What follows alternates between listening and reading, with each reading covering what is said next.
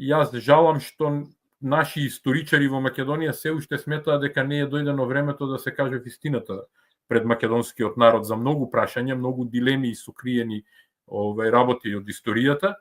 Се сеќаваме за некои настанија, не се сеќаваме за Тиквешкото и Неготинското востание, не се сеќаваме за Охридско-Дебарското востание, не се сеќаваме за сите наши буни или, например, за херојското дело на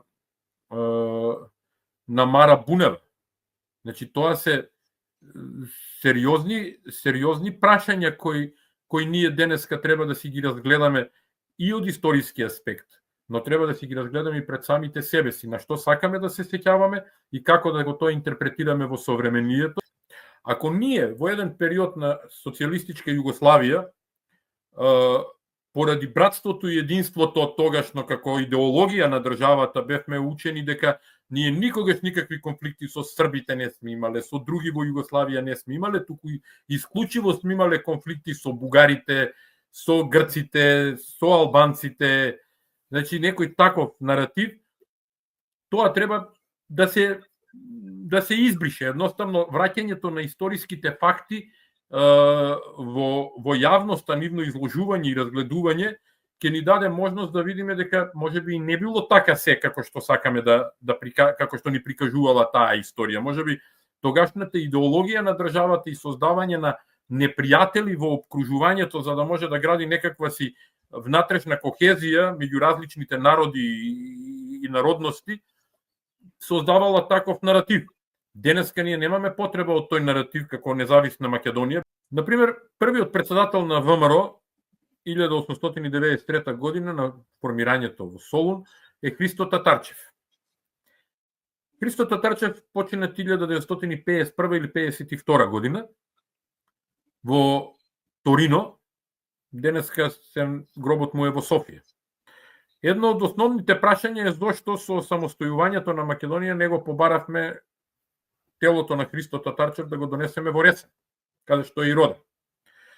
Второ, во тој циклус на познати луѓе од Македонија, кои дале многу за Бугарија, па дури биле на високи функции, е исто така еден ресенчанец кој се вика Андреј Љапчев и кој бил премиер на Бугарија.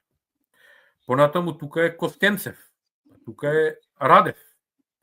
Значи, се тоа луѓе кои многу придонеле и за бугарската држава, но се по потекло од Македонија. Ние сите знаеме дека Тодор Александров себе си се сметал за бугарин. Но, тој секогаш велел за Македонија се.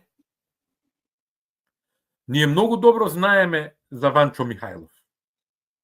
За жал, нашата историографија, македонската историографија, токму под притисок на комунистичката историографија, не наоѓа сили да ги собере пред се мемуарите на Ванчо Михајлов и да ги објави.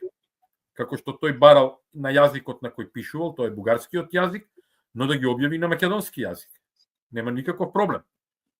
Пред се тоа е работа на историографијата. Па нека просуди историографијата дали Ванчо Михајлов бил негативна или позитивна личност. Јас тоа не можам да го пресудам. Тој живеел во едно време, бурно време и за ВМРО, и за Македонија, и за Бугарија, и за светот. Ванчо Михајлов е единствениот политичар кој ја напишал стратегијата за Македонија во својата книга Македонија, Швајцарија на Балканите. Вие денеска ќе слушнете многу луѓе во Македонија кои во своите говори политички, сакајки да се направат многу умни, ќе ви кажат Македонија, Швајцарија на Балканите. А не знаат за што се работи. Да. Ванчо Михајлов себе си се сметал за бугарин. Ние имаме проблем со тоа генерално во Македонија, за поедини историски личности од ВМРО земаме како позитивен наратив, а поедини не сакаме да ги спомнеме. Или намерно се окарактеризирани негативно во историјата, без соодветни факти. Ете, сега се вративме на онаа прашање за комунистичката историја.